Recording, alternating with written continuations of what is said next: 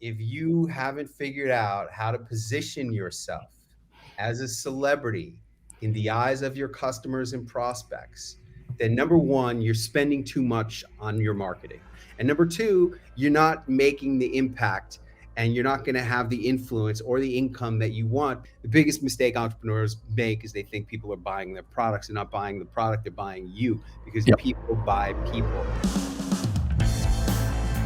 Welcome to Be Bold Branding, where we discuss the power of differentiating yourself through your own unique story and standout personal brand. Are you struggling to find true meaning and higher purpose in what you do and make money while you're doing it? Our guest today says he went from the biggest loser in Hollywood, driving a taxi for 6 years, to a multimillionaire celebrity entrepreneur. Today, he's going to share the wisdom he's learned from international superstars like Dr. Oz, Tony Robbins, Oprah Winfrey, and 5 U.S. presidents. And we're just getting started. That helped him to get his life of luxury, meaning, and higher purpose off the ground. Clint Arthur, welcome. Thank you. I got to take exception, okay? Okay. Now, I love Tony Robbins. This is me. I got to be the host of Tony Robbins' 60th birthday party, and this is me at the party in Los Angeles with Tony. And I said to Tony, what's the most important thing you ever learned? He said, life's happening for us. I love it. You put him in the list of international superstars. Tony Robbins is nobody.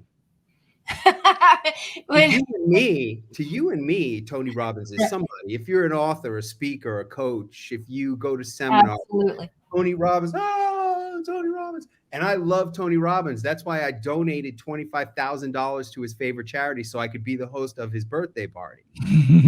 Okay. And I'm so grateful to be able to do that because, you know, you said I went from being a taxi driver to being somebody. I did. I went from driving a taxi and chasing the Hollywood dream. I was the biggest loser in Hollywood. For 13 years, I banged my head up against a brick wall of the Hollywood dream, and all I got was a bloody forehead. I'm telling you, I got no love from Hollywood. I just got, you're a loser. You suck. We don't want you. You're kidding yourself. That's all I got for 13 years. So for me to be able, and when I met Tony at his birthday party, I said, Tony, when I was a taxi driver, I couldn't afford to buy the CDs of Personal Power 2. I had to buy the cassette tapes because it was $30 cheaper. And today I was sitting here in the front row and he goes, I'm so happy for you that it worked out, brother. He gives me a big hug and a kiss on the cheek, right? But I will show you video after video on my iPhone 13 Pro Max that says, Tony Robbins, who's that? Never heard of him. Starbucks baristas, bank tellers, clerks at CVS. Interesting. They don't know who Tony Robbins is. Tony Robbins and I and Grant Cardone and hopefully you, in the eyes of your customers and prospects, we are celebrity entrepreneurs. That's not a celebrity. I'm not a celebrity. Tony Robbins is not a celebrity. He's nobody. Mm-hmm. And I'm 1,000 times more of a nobody than him. But the great news is, if you're an author, a speaker, a coach, anybody who's an expert or an entrepreneur, if you do what I call celebrity entrepreneurship, by doing these things that celebrity entrepreneurs do, you can add many, many zeros to your bank account without giving up your privacy, your anonymity, your security, your regular person way of life. I'm a regular person, but I don't make regular money. I don't make the regular impact or influence or income because I'm a celebrity entrepreneur like Tony. Okay. I love it. Yeah. First takeaway, Clint. First takeaway, and I got to share this. Like the guy that taught me the real estate auction business, he told me, he says, you want to know how big you are? And I said, yeah. And he says, you walk out of your front door and you turn right or you turn left and you ask everybody you meet if they know who you are. And the first person that says no, that's how big you are. So your point is made. It is made, you know, in certain genres, certain people are huge, and because we travel in those circles. And I love the thought of celebrity entrepreneurship because of the very things you just listed. It's not like we're going to get mobbed. You know what I mean? It's not like we're going to get, I met Dr. Stephen Greer one time, that, the alien guy, that's big on, ancient aliens. No, of course you don't. Right.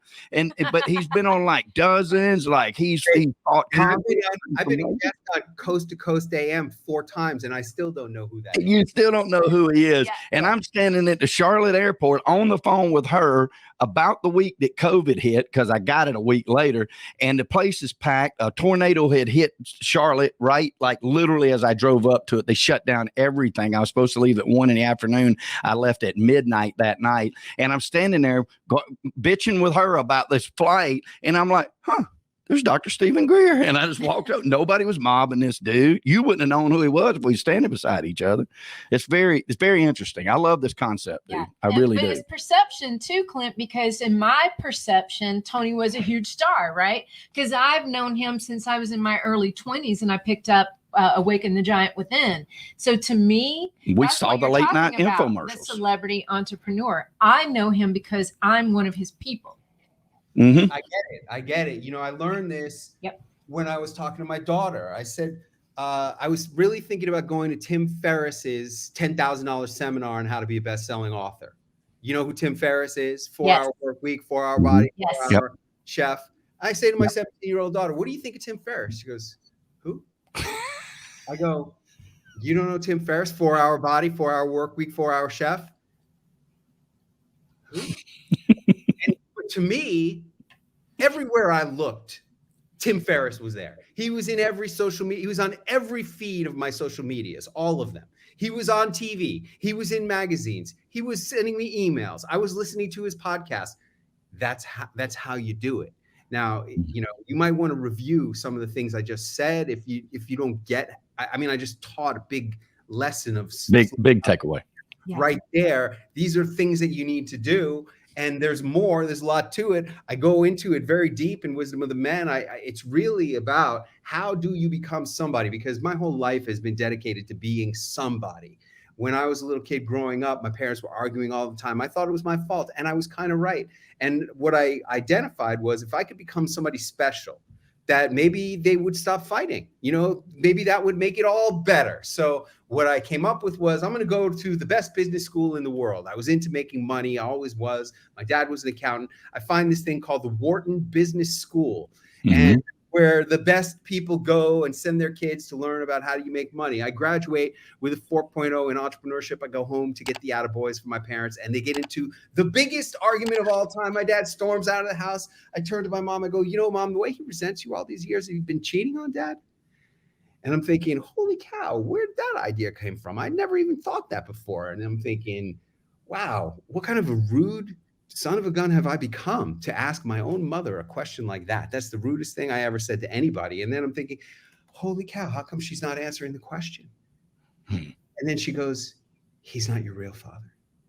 Your real father was a doctor at the fertility clinic we went to for 6 years trying to have you, and you look just like that guy. What?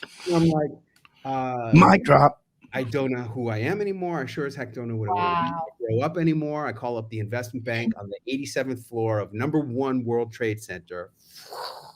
And I say to that guy, sir, I appreciate the offer. I decided I don't want to be an investment banker anymore after all. And what did I do? I ran out to Hollywood, and I tried. Most people go to Hollywood to lose themselves. I went there to actually find myself, because the main point, the pernt of every single Hollywood movie is who am I? Right. All right. You're always going to see a thing where the hero's looking in the mirror, trying to figure out who am I? And that's really what Hollywood is all about. And all movies and all books are about that. And I tried to go find out who I was. And, I wrote 30 screenplays. I went on auditions. I did everything you could to become somebody special in Hollywood. And I became a very special person in Hollywood. I became the Wharton Business School taxi driver.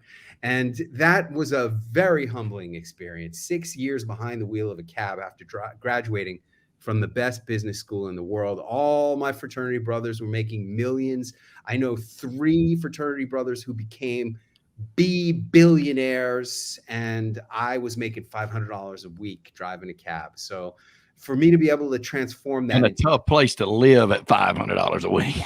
I was living on a little Well, you know, Tony Robbins talked about his 400 square foot studio apartment. I lived in a 243 square foot boat. Okay, Tony. And I didn't have a bathtub to wash dishes in. I had to go up the dock to go to the bathroom. Okay.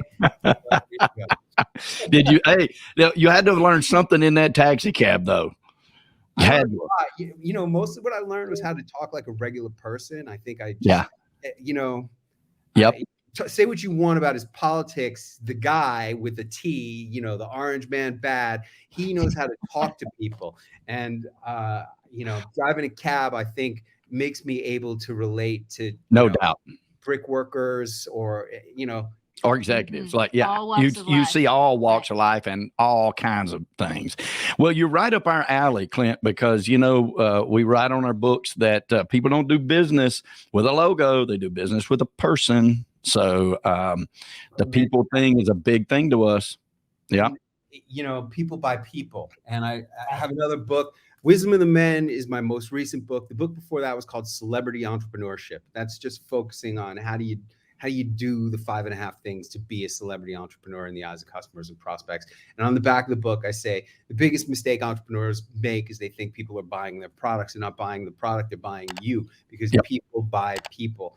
And, you know, how do you become a person? How do you transform yourself from being just another vendor or a company name or a vendor name on a list of many? How do you become a person in the eyes of customers and prospects? I know the secret. Do you want to know the secret? Tell us the secret, Clint. Stories, man, because when I know your story, I know you. And if I don't know your story, then I don't know you. And I've learned this by having worked with thousands of authors, speakers, coaches, experts of every kind. And the ones where I know their story, oh, well, I know you. And if I don't know your story, you're just a name that I got to set up a call with. But yes. Right. If I know your story, then you're my friend. It's a whole different thing. And that's why, you know, there are certain stories you got to tell. You see interviews of me, you're always going to see my taxi driver story. And it's important that people know that I'm not some silver spoon guy. I have busted my hump to get every single buck.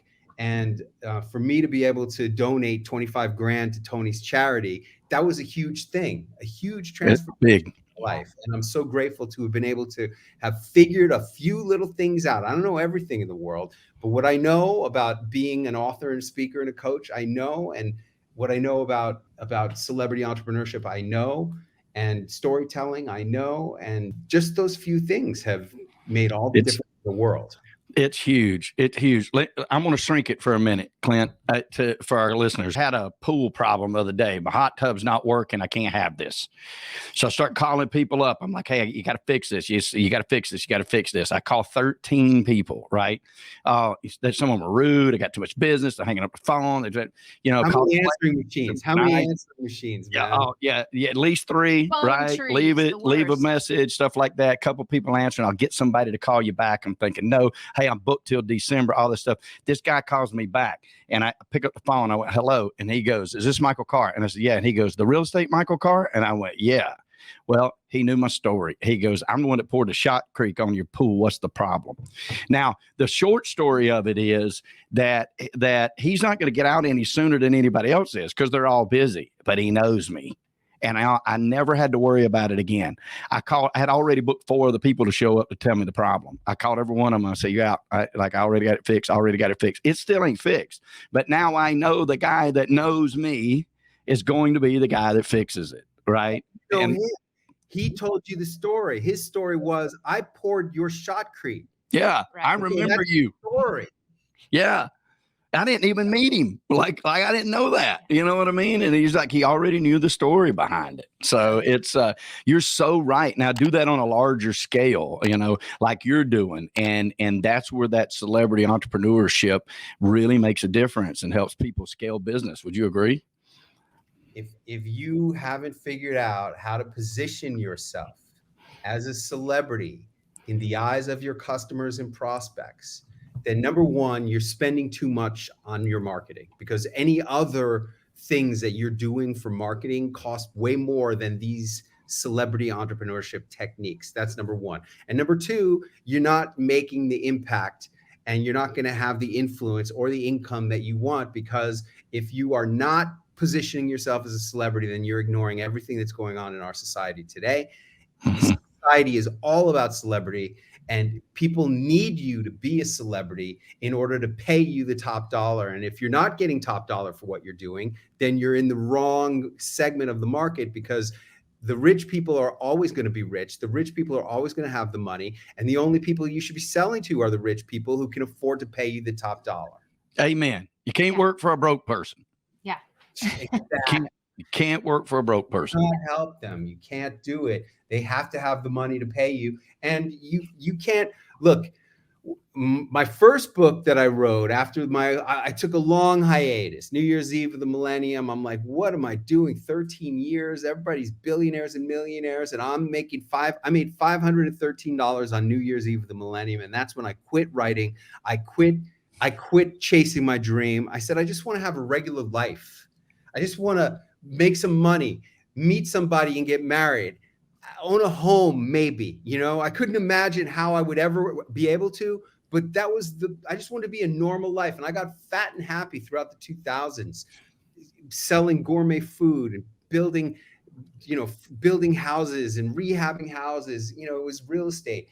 And after 8 years, it became the real estate crisis and the financial crisis of 2008. I'm at a men's self-help campfire. On the other side of the crackling orange and yellow flames is the shaman. You don't know it yet, but you're already dead. What are you talking about, man? I'm the most successful guy on this team. 8 years, I was a cab driver. Now I'm a millionaire. You're already dead. You just don't know it. And I didn't know what he was talking about, but I couldn't get it out of my mind. I would wake up in the middle of the night. I'm already dead. What does he mean? And it came to be New Year's Day of 2009. And I woke up and I asked myself a question inspired by the shaman. I don't know what it means to be already dead, but what if I was going to die at the end of this year? What would I want to accomplish if this was going to be the last year of my life? And I made a list of the things. And the first thing I wanted to accomplish was I wanted to write my book about what I learned at Wharton that helped me to become successful as a businessman once I stopped trying to be a movie star and a screenwriter. And, I self-published that book, and all 8 of the sales rolled in that first year. Okay. So I was smart. I got a book called What They Teach You at the Wharton Business School and No One's Buying It. What? Luckily for me, I believed in the book because I believed in Wharton as being the best. And that's one of the things at Wharton is like, they teach you that high price, high quality. You should only do high price, high quality work. That's one of the lessons from Wharton. And I hadn't put so much of my life into that book, and I hadn't believed in it enough. I never would have invested the money to seek out a mentor, Jack Canfield. And how do people say, how do you get mentors, Clint? You pay. That's how you get mentors. Pretty much. You go to their events, you become a coaching client. Of course. If you give them their knowledge, care enough to give you some value. Right. And then I listened to him. He goes, people don't buy books from nobodies. They only buy books from somebodies. You got to go on TV, on radio. You got to become somebody special. And that was really the beginning of my whole adventure with celebrity entrepreneurship. Mm-hmm. That's great advice. It's so true, man. We figured it out a long time ago. Coaches have coaches for a reason. And it is a part of the network, and you do need to do these things. And y'all, are y'all listening, listeners? I hope you're listening, because you need to be listening. So what are some things in your opinion that a regular person can do to position themselves as that celebrity entrepreneur? Like if you have somebody sitting there right now thinking, I'm just a regular guy, but I know some stuff, where do they start? You start with your iPhone. And number one, you got to start taking good pictures and good selfies. And you need to start getting next to famous people. Now, it could be the mayor of your town. Tell you what, you're a real estate agent, get a picture with the mayor, get a picture with the congressman, get a picture with the senator, get a picture with the governor. You don't think that's going to change the perception of what kind of realtor you are when you're next to all those powerful people? This worked for me in the gourmet food business. I was selling lots of gourmet food in Las Vegas. I got a picture with the mayor of Las Vegas. I got a picture with the senator, and I got a picture with the governor of Nevada. And boy, that really changes things. It makes a huge difference. It makes a huge freaking difference. And from there, you need to start getting familiar faces. The best one I have, here's me in the Rolling Stones. Okay. So when I met Sir Mick, I said, Sir Mick, what's the most important thing you ever learned? He said, you can't always get what you want, but if you try, you might find you get what you need. And I know it's just a song that he wrote, but the guy wrote the freaking song, and it's a smart philosophy of life, because you can't always get what you want, but if you try, hopefully sometimes you will get what you need. My best selfie, it's not in this magazine, but it's in Wisdom of the Man, of course, is with Snoop Dogg, and I said, Snoop, what's the most important thing you ever learned? He said, life's too short to smoke cheap weed. And, I quit smoking weed by accident in 2009. By accident? By accident. I was at a weight loss retreat, and they say, no drugs, no alcohol. So I stopped smoking and drinking for 2 weeks while I was there. And after it was over, we go home, crack open a bottle of red wine immediately. But I stayed quit off the evil weed. And, that's been a real help for me. And then, when I finally made it, it took me 3 years to achieve my big goal of getting on the Today Show. It was my 57th television appearance. And Brooke Shields and Willie Geist interviewed me on the show. And they go, Clint, you ask yourself a great question every year. What's that question? I said, ask yourself, if this was going to be the last year of your life, what would you want to accomplish? That has been a superpower in my life. That's really helped me. It's a great question. So much. And that look, it took me from being nobody to the Today Show.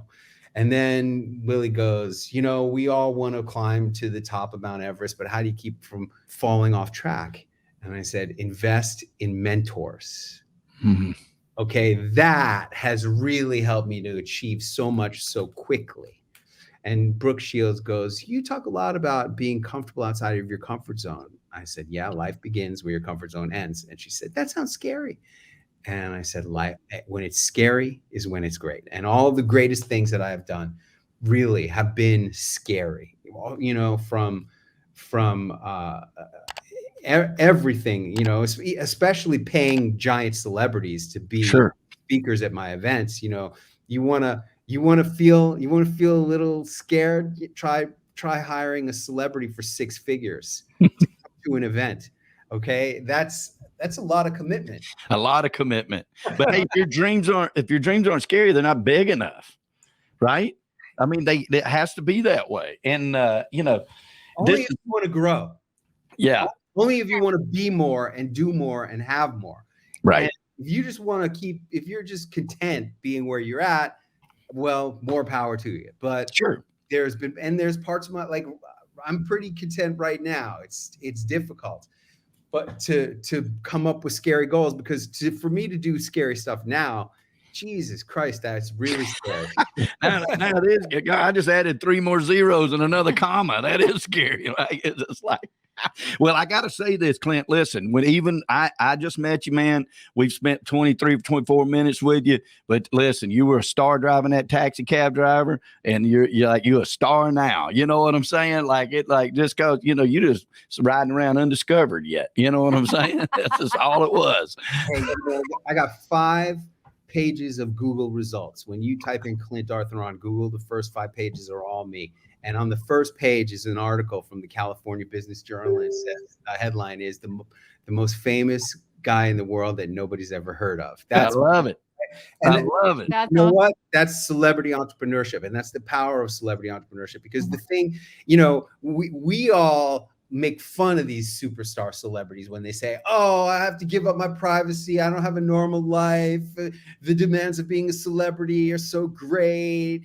And we're all like, yeah, we would trade with you in a second, because all we see is the money and the Rolls Royce and the private jets and the starlets.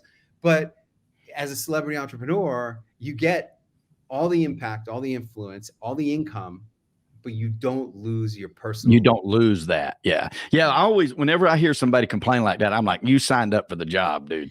Yeah. Like, you know, but we're right in line because I've always thought the same as you. I'm like, you know, there is money to be had in business from the celebrity side of things, from being known and having something to teach. But like you said, you don't have to give that up. And I don't want to kill the mood right now, but I want to shift something. And there's a reason why I want to do it. You had a scary experience while you were in Las Vegas, right? With the mass shootings. I went to go meet Mike Tyson, and you know, first we went to his show, and then we were going to meet him after the show. And at the end of the show, the manager of the club comes out and he goes, "Ladies and gentlemen, everybody stay calm, stay in your seats. There is a live shooter on the strip right now. We don't know anything else. And I'm at the MGM Grand, and you know, and Mandalay is just right up the street." Right. And he goes, "We don't know anything else. We just know this is the safest place for you to be." And here I am, I'm sitting in this nightclub, and I'm like, wow, what if the guys come in here with machine guns? I'm a sitting duck, right? And they're like, "Just stay calm and stay here. We'll let you know more as soon as we know it." 30 minutes later, he comes back out and he goes, "Okay, if you want to leave now, you can leave." And here I am with a bunch of my celebrity friends. We were all going to meet Tyson. I hooked it up because I was somebody in Las Vegas, right? Mm-hmm. All the work that I was doing. And so I knew every hotel and every back alley of Las Vegas like the back of my hand. I'm like, "Follow me." And I took everybody out through the back routes, through the self-parking, out to Koval Lane. We went out to the Hard Rock and we're drinking milkshakes, eating hamburgers until 2 o'clock in the morning when we could go back to our hotel at the Aria. And, you know, it really makes you appreciate life, you know, of course. The next day there was blood on the streets. Yeah, literally. You know, the connection is Tanya and I left that afternoon from Las Vegas. We were out there at a convention, and we left. And I didn't think anything about it. I landed late and just went home. And then like that morning, we didn't know yet. And my assistant was pounding on my door, and I'm like, I mean, you know, it was late at night, and I was like, "Who's beating on my door?" And I go to it, and she never does. I said, "What are you doing?" She said, "I just want to make sure you was all right." And that's when I first found out about all of that. So yeah, my phone was ringing off the hook the next morning. We were there at the same time. Yeah, we were there. It sometimes, you know, just too close for comfort, and you do realize how grateful you are for every moment. Yeah. And plus, you know, talk about knowing celebrities. I've never got my picture taken with them, but you know, that'll change now. That will change now. Yeah, that'll change us now. But you know, we live in the world of Aldine right here from Athens and Brantley Gilbert and those guys, and so it's that we're right here close. I'm gonna go over there and knock on their door, see if they're home. I need a picture, dude. Hey, you need these, you know, familiar faces. It's really about familiar faces. Super good advice right there. I hope you guys are listening because there you go. I mean, one of the most familiar faces in the world. Yeah. Said, "Okay, what's the most important thing you ever learned?" She goes, "You are responsible for your own success." Just like that. And you know, this is a lady. I don't know if you know this about Oprah. She's one of my greatest storytelling mentors. Here's her story. My parents were teenagers who met one time under an oak tree. And out of that one meeting, I was born. That's great. Oprah, raised by her grandmother, becomes a billionaire.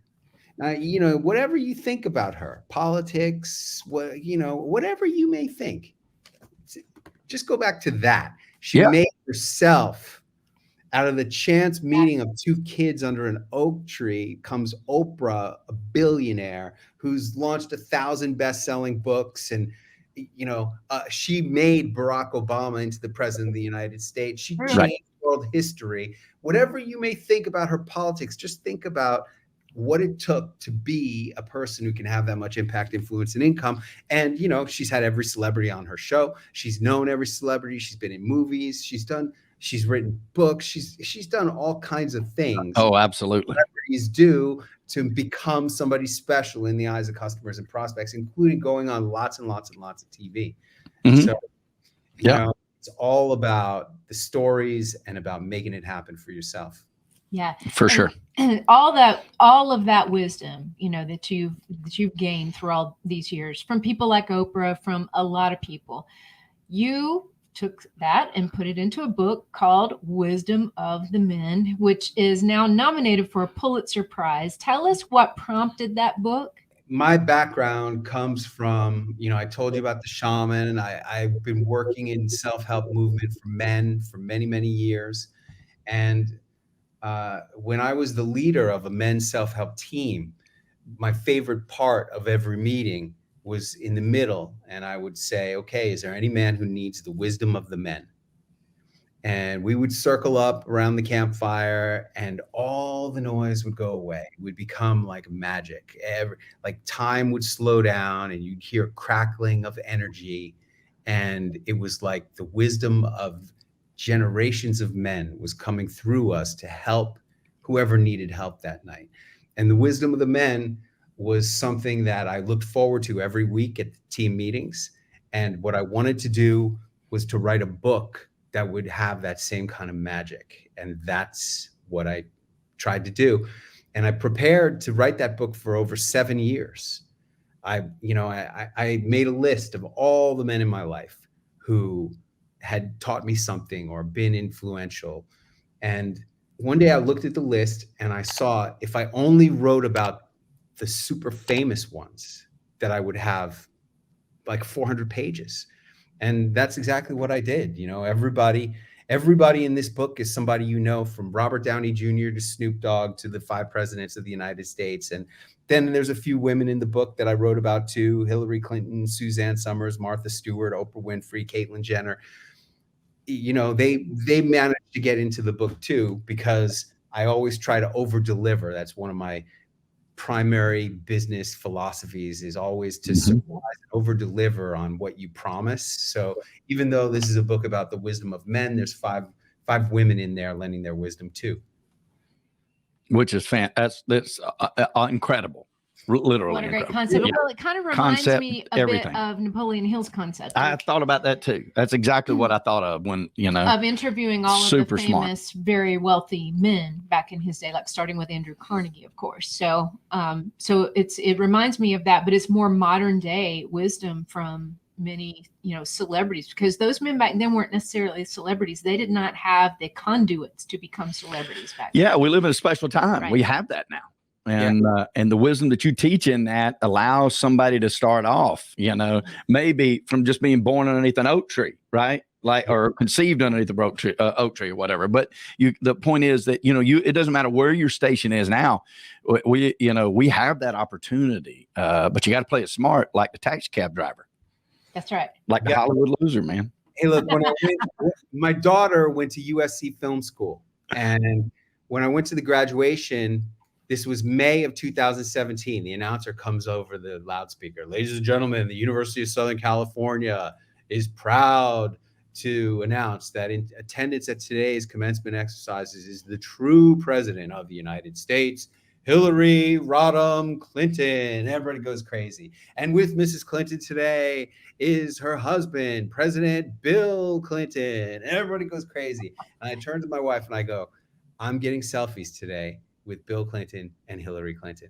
And I don't know if I was the only one who made it happen. I'm pretty sure I was one of the very few. But at about 2.5 hours into this commencement exercise, I turned to my wife and I go, well, if I'm going to get that President Clinton selfie, I better go make it happen. I better go make it happen. So I get up and I go down the aisle. Like I look, where are they? Where are they? They're in the first row, of course. That's where all the celebrities are, right? I see Bill Clinton's head, back of Bill Clinton's head in the first row. I go down the aisle, and amazingly, there's an empty seat 6 rows back from Bill Clinton, right on the aisle. I sit down in that seat. I get my selfie camera ready, and 90 seconds later, boom, up comes Bill Clinton, pops out of his seat, walking up the aisle right towards me, on his way to the John, I presume. So I stand up, I go up, I'm waiting for him to come up the aisle. He comes up to me and I fall into step with him and I go, sir, can I get a photo? And he goes, sounded like a yes to me. So I snapped my photo with Bill Clinton. Okay. Now, the whole story, like this is not a book about what they, like what Bill Clinton taught me. That story about Bill Clinton is about making it happen. Yes. Okay. That's not lost on us. I love it. Is about you need to make it happen. Yes. And it's up to you to make it happen in every possible way. And I could never have prepared myself. Like I couldn't have taken that selfie if I hadn't taken 1,000 selfies Agreed. with famous people before that. Because I'll tell you what I like to do when I meet famous people or when I meet anybody, I will generally say, hey, like I said, later on that afternoon, I got to go up and get the photo with Hillary. And that was at the very end. And she was on the other side of the velvet ropes because Hillary doesn't want to associate with the common people. She's got to be on the other side of the velvet ropes. And I go, hey, Hillary, can I get a picture? And she goes, sure. So I have to lean way in over the velvet ropes and take the selfie, right? But I couldn't say hey to Bill Clinton because Bill Clinton has huge personal power. This guy was a president for 2 terms. And you don't come out of that the same person. You can't fake that kind of personal power. Right. And I couldn't say hey to Bill Clinton. I said, sir, can I get a photo? But I could say hey to Hillary. And so the lesson, there's 2 lessons in that story. One is about you making it happen, and the other one is about personal power and being able to understand the personal power dynamics. And if you can say hey to a person, that's a power play that I teach very in depth at my seminars. I love it. I love it too. Yeah. Gosh, Clint, we are sadly coming to the end of our time together. I have enjoyed this so much today. You have no idea all the bits of wisdom that come from this. Like so much that I have learned already that I'm actually gonna send this to you and tell you what I'm going to do with some of the things I've learned today. Awesome. Yeah. So seriously, it's incredible. So we both appreciate you so much taking your time to be here with us. The stories are incredible. And if you would be so kind, maybe we'll have you back on again soon. And I would love that. Can share some more stories because this could literally never end. Yeah. And the podcast that never ends. It is. Right? It's super big. The takeaways on this have been fantastic. And for me, the best one is to do it. Like, because I thought back as you talk about these things, I think about people that I've passed in airports and people that I've seen. And I was a diamond, a charter diamond member with Delta. And then a 7-year stretch, I was a diamond member. I've literally flown right beside celebrity after celebrity. I could probably name you 40 of them. Never when I'd speak to them. Hey, how you doing? Loved your work, blah, blah, blah. Never thought I didn't have a need for it at the time. Right. It's different, but I had an education I could have learned that I didn't, you know what I'm saying, about how to talk to, how to get the selfies and stuff. The biggest takeaway for me though, is to do it. And I look back on it now and I think, oh, I should have done it. So I want the listenership to say, take this from Clint Arthur, do it. The only celebrity selfie you will ever regret is the one you do not get. I love it. There you go. Love it. Love it. I love it too.